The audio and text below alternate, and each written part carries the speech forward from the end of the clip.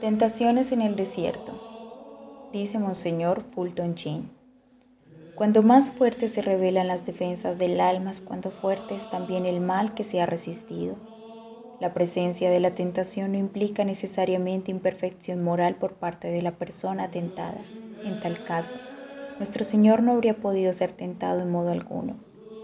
Una inclinación interna al mal, como la que siente el hombre, no es condición necesaria para un asalto de la tentación.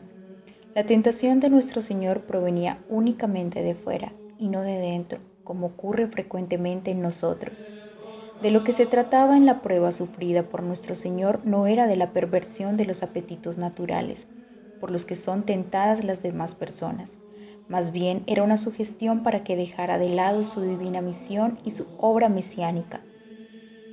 La tentación que viene de fuera no debilita necesariamente el carácter. En realidad, cuando ha sido vencida, procura una oportunidad para que la santidad aumente. Si había de ser el hombre modelo, tenía que enseñarnos el modo de alcanzar la santidad venciendo la tentación. Por lo mismo que él ha padecido siendo tentado, es capaz de acudir en ayuda de los que son tentados. Las 3 tentaciones. Forma parte de la disciplina de Dios hacer perfectos a los que ama por medio de las pruebas y los sufrimientos. Solo llevando la cruz puede uno alcanzar la resurrección, y fue precisamente esta parte de la misión de nuestro Señor la que atacó el diablo. Las tentaciones estaban encaminadas a apartar a nuestro Señor de su tarea de salvación mediante el sacrificio. En vez de la cruz como medio para ganar las almas de los hombres, Satán sugirió 3 atajos para alcanzar la popularidad: uno económico, otro basado en prodigios y uno tercero de carácter político. Muy pocas personas creen en el diablo en estos días, lo cual va muy bien para los propósitos de Satanás. Siempre contribuye a hacer circular las noticias referentes a su propia muerte. La esencia de Dios es la existencia, y él mismo se define como yo soy el que soy. La esencia del diablo es la mentira y se define a sí mismo como yo soy el que no soy, y se preocupa muy poco de los que no creen en él, pues esos están ya de su lado. Las tentaciones del hombre son bastante fáciles de analizar, porque siempre caen dentro de una de las 3 categorías siguientes: la de la carne, lujuria y gula; del entendimiento, orgullo y envidia; o de la concupiscencia de las cosas, avaricia. Aunque el hombre recibe durante su vida la acometida de estas 3 clases de tentación, varían en intensidad según los años. Cierro comillas. La primera tentación. Conociendo que nuestro Señor tenía hambre, Satán señaló unas piedras pequeñas y oscuras que parecían panes redondos y le dijo: si eres hijo de Dios, ordena que estas piedras se cambien en pan. Un hijo de Dios, piensa Satanás, es señor de la naturaleza. Si puede, para calmar el hambre, hacer un milagro que transforme una piedra del desierto en pan, la acción parece razonable, pero, en realidad, es un sacrilegio.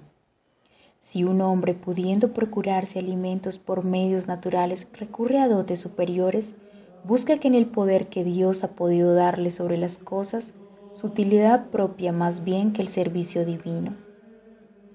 Si Jesús hubiera consentido, habría mostrado que no era más que un hombre, y un hombre pecador. Jesús no consiente en la sugestión. Dice la Escritura que el hombre no vive solamente de pan, sino de toda palabra que sale de la boca de Dios. Que es como si dijera: para sustentar la vida humana hay otros medios más que los que suministran los alimentos materiales, disponer de los cuales toca la soberana voluntad de Dios. Por consiguiente, no hay necesidad alguna de procurar con un milagro el pan que nutre el cuerpo. Basta poner nuestra confianza en Dios. Es importante tomar en cuenta que Jesús toma la respuesta de la palabra. Pudo haber dado la contestación en sus propios términos, pero quiso mostrarnos que nosotros también tenemos que enfrentar a las tentaciones usando la palabra de Dios. ¿Cuántas veces hacemos esto? Por supuesto que tenemos que conocerla y meditarla mucho, pero tendríamos también que responder a las tentaciones con ella. Es impresionante cómo Santo Tomás de Aquino va explicando la escritura con la misma escritura, incluso para cosas que no son tan importantes para hacerlo. No deja de citar la palabra. Tampoco hace falta que nosotros la conozcamos como Él, pero sí amar y venerar las escrituras y saber que ahí está la fuente, quizá la más importante de todas, para vencer las tentaciones y progresar en la vida espiritual. La primera tentación de nuestro Señor fue la de convertirse en una especie de reformador social y dar pan a las multitudes del desierto que no pudieron encontrar en Él más que piedras. Monseñor Fulton Sheen. Cristo no lo hace y responde, además, que hay cosas más importantes que el pan material. La segunda tentación. Habiendo fracasado Satanás, se disfraza como ángel de luz, lo lleva consigo a la ciudad santa Jerusalén, al pináculo del templo y cita la escritura. Si eres el Hijo de Dios, échate de aquí abajo, los ángeles te llevarán en sus manos para que tu pie no tropiece en las piedras. Por otra parte, ¿cuánto ganaría con ello la causa? La multitud al verlo caer, con el fulgurante esplendor de un taumaturgo, y eso en Jerusalén, en el templo, lo aclamarían como Mesías, porque las leyendas vulgarizadas por el libro de honor le hacían caer del cielo. Pero no era a estos vanos sueños a los que se había de adaptar las realizaciones divinas. Jesús quiere ser el Mesías humilde y manso, que convocará para un reino de Dios ante todo interior y espiritual. Mucha atención entonces con las tentaciones.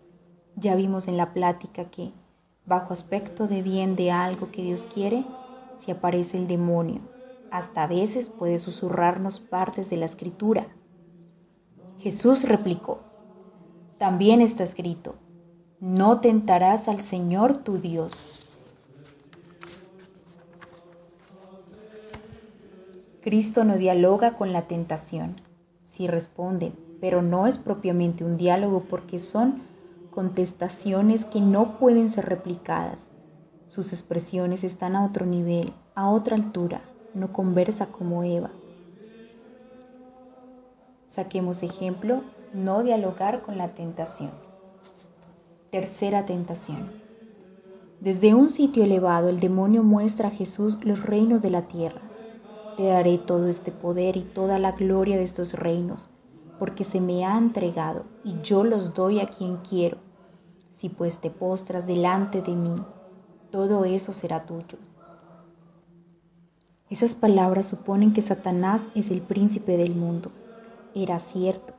El mismo Jesús, antes de su pasión, diría a sus discípulos, ahora es el juicio de este mundo, ahora el príncipe de este mundo será arrojado fuera. Suponiendo el hecho de esta dominación, las palabras del tentador proponen una alianza. Yo te lo entrego todo, si tú me adoras. Jesús responde, escrito está, adorarás al Señor tu Dios y a Él solo servirás. Su imperio sobre el mundo pasa por la cruz, no por la claudicación. Tales son las tres tentaciones. La caída del demonio fue por querer ser como Dios. El demonio promete las cosas de Dios. Cristo podría procurarse pan con esperar un poco, y los ángeles lo sirvieron. El diablo empuja, precipita, es la espuela del mundo, invita a anticipar, a llevar antes. A los mismos hombres les dijo, seréis como dioses, que es efectivamente lo que Dios se proponía hacer por la gracia y la visión beatífica. Entonces seremos como Él, porque le veremos como Él es, dice San Juan. Así pues a Jesús lo tentó de acuerdo a lo que él mismo Jesús lograría un día. Cristo habría de convertir las piedras de la gentilidad en el pan de su cuerpo místico, haciendo esas piedras hijos de Abraham. Y cuando quiso cambió en Caná el agua en vino, anticipando allí su manifestación. Cristo habría de volar visiblemente rodeado de ángeles hacia el cielo delante de sus apóstoles y de otros 500 discípulos. Jesucristo algún día será reconocido como Rey universal del mundo entero, como lo es desde ya en derecho y esperanza. A tales intrigas Él vence de palabra, con la palabra de Dios. Además de saber también nosotros responder a las tentaciones sin dialogar con ellas, con las Escrituras, muy importante es saber reconocerlas, evitando el peligro de caer en dos extremos. Lo peor que le puede pasar a una persona es ver en la tentación razón. Padre Alonso Rodríguez. Creer que ello tiene su asidero en algo que viene de Dios o, el otro extremo, creer que las tentaciones son ya pecado. Pensar que porque somos tentados estamos lejos de la voluntad de Dios. Santo Tomás señala 4 razones por las que fue conveniente que Cristo haya sido tentado. Primera razón. Cristo quiso ser tentado para darnos auxilio contra las tentaciones, y dice citando a San Gregorio que Jesús, así como quiso vencer nuestra muerte con su muerte, así también venció nuestras tentaciones con las suyas. Cristo fue tentado, yo seré tentado. Si Cristo venció, yo puedo vencer sin miedos. Segunda razón. Jesús quiso ser tentado para que estemos atentos precisamente después de su bautismo, el cual es signo de pureza, de santidad, para que nadie, por más santo que sea, piense que está seguro y libre de tentaciones. Sin embargo, sin tener reparo a esto, igual el diablo lo tentó a Cristo y después de su bautismo. ¿Cuánto más a nosotros entonces? Es una invitación indirecta a la humildad, aquí con el ejemplo más que con las palabras, como lo hará después cuando dirá, aprended de mí que soy manso y humilde de corazón. Humildad que no consiste en otra cosa que en confiar en Dios y no en uno mismo, dice el Padre Alonso Rodríguez. Tenemos muchos ejemplos en las historias de los padres del yermo, de feas y torpísimas caídas en hombres de muchos años de penitencia y vida solitaria, y todas ellas nacían de falta de humildad y de presunción y fiarse de sí, lo cual suele Dios castigar con el permitir semejantes caídas. Quizás el caso más patente de lo que estamos diciendo sea el del mismo San Pedro. El que está en pie cuide de no caer, dice la Escritura. Tercera razón. Jesucristo nos da ejemplo de cómo vencer las tentaciones del diablo. Se prepara con el bautismo, con una vida de oración y penitencia. Desierto. No dialoga con la tentación. Quien no se aferra enseguida al temor del Señor, pronto verá derruida su casa. El corazón obstinado en mal acaba, y el que ama el peligro caerá en él. Discierne perfectamente de lo que se le está proponiendo para llevar a cabo es tentación. El hecho de darse cuenta de esto, aunque no lo parezca, es muy importante, de igual forma que para combatir una enfermedad es importante reconocerla como tal. De la misma manera pasa con las tentaciones. Para poder rechazarlas, lo primero que hace falta es reconocer que lo son. De aquí lo importante de saber consultar con la persona que corresponda aquellas cosas de las cuales tenemos alguna duda, aunque sea mínima, de que puede llegar a ser tentación, tentación declarada, tentación vencida. Responde, como ya se dijo, con la Sagrada Escritura, gran ejemplo para nosotros para aprender a venerarlas y amarlas más. Cuarta razón. Nuestro Señor quiere sufrir las tentaciones para mostrarnos su corazón misericordioso. Leemos en la carta de los Hebreos, porque no tenemos un sumo sacerdote incapaz de compadecerse de nuestras flaquezas, sino uno que ha sido tentado en todo, así como nosotros, menos en el pecado. Por lo mismo que Él ha padecido siendo tentado, es capaz de acudir en ayuda de los que son tentados. El mismo Directorio de Espiritualidad, 107, esto es de San Ignacio de Loyola, afirma, no es buena señal el asustarse de tener grandes y graves tentaciones y darles importancia desmedida, por 2 razones.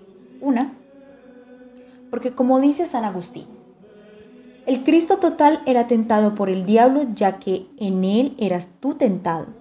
Reconócete a ti mismo tentado en él y reconócete también a ti mismo victorioso en él. Nuestro progreso se realiza por medio de la tentación y nadie puede conocerse a sí mismo si no es tentado, ni puede ser coronado si no ha vencido, ni puede vencer si no ha luchado, ni puede luchar si carece de enemigo y de tentaciones. Las tentaciones pueden ayudarnos a comprender si hemos adquirido o no una virtud. Cuando uno tiene contacto con el mundo de tal modo que pueda tener tentaciones más fuertes que las normales, dependiendo si resiste o cae. Por ello, no nos tenemos que confiar. Esto no significa que nos expongamos, sino que cuando uno sale de su burbuja, de su ambiente, de su hábitat, hay que rezar más. Si me voy de vacaciones, no me puedo permitir no rezar un día. Si estoy en medio de los míos, ya sé cómo enfrentar la batalla. Tengo las armas, pero si salgo y debo pelear con el enemigo, necesito fortalecerme más, prevenir, tomar la delantera, y esto se consigue con la oración. 2. Nos ha sobrevenido tentación que no fuera humana. Y fiel es Dios, que no permitirá que seáis tentados sobre vuestras fuerzas. Antes dispondrá con la tentación el éxito para que podáis resistirla. Vale la pena repetir una y otra vez y tratar de grabar en nuestra mente las palabras del Padre Abuela, ya que necesariamente las tentaciones van a venir y pobre de aquel que no sufra tentaciones, porque es signo de que el diablo ya se lo ha ganado para sí y no necesita, por tanto, tentarlo. No es buena señal el asustarse de tener grandes y graves tentaciones y darles importancia desmedida.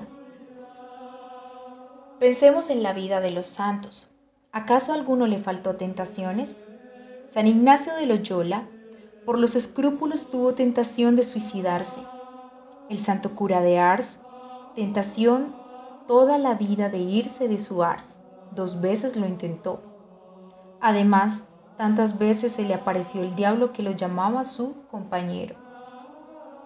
Es muy admirable la historia de Santa Catalina de Siena en una ocasión de ser tentada contra la castidad. San Francisco de Sales nos relata esto.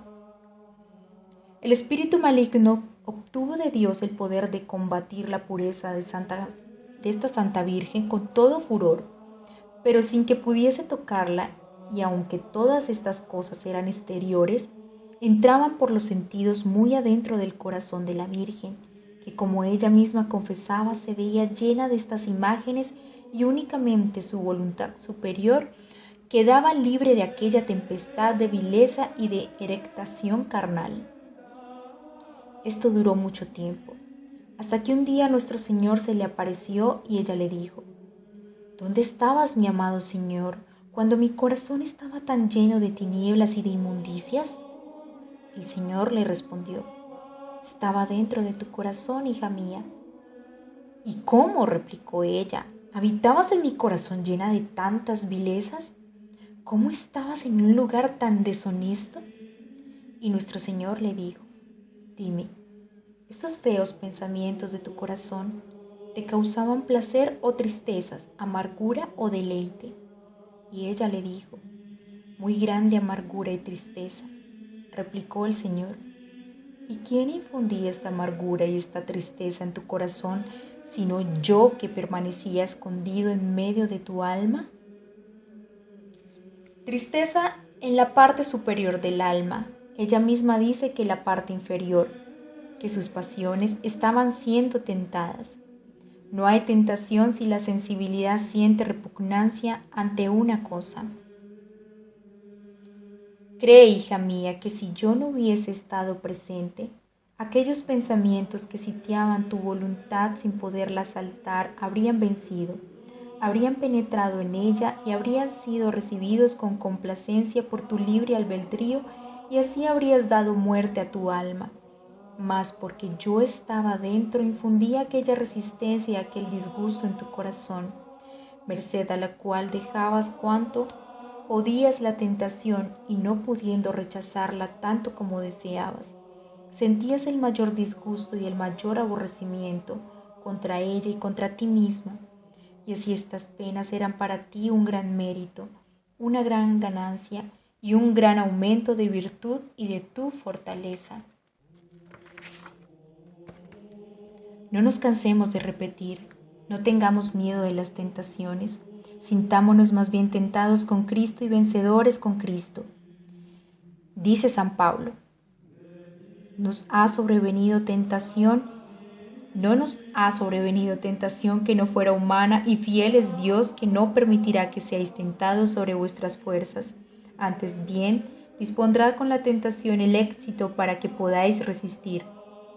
El diablo, decía la Madre Teresa, puede tentarnos de muchas formas, hacer mil ardides, pero la voluntad siempre es nuestra y con la gracia de Dios esa voluntad no va a ceder por más que nos ofrezcan el mundo entero o nos amenacen de quitarnos la vida.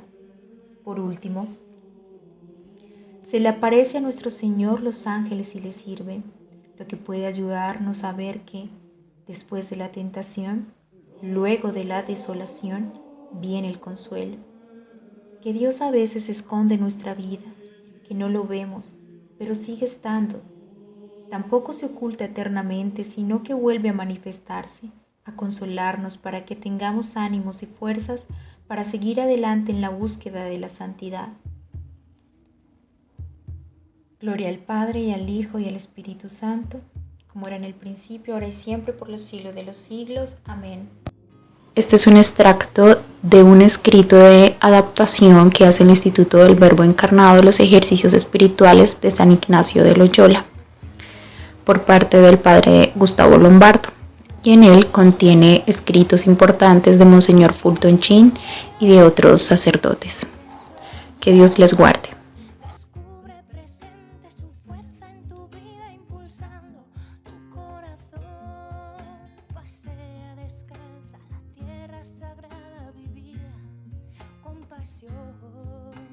Vuela confiada, atraviesa huracanes, contigo está tu Señor.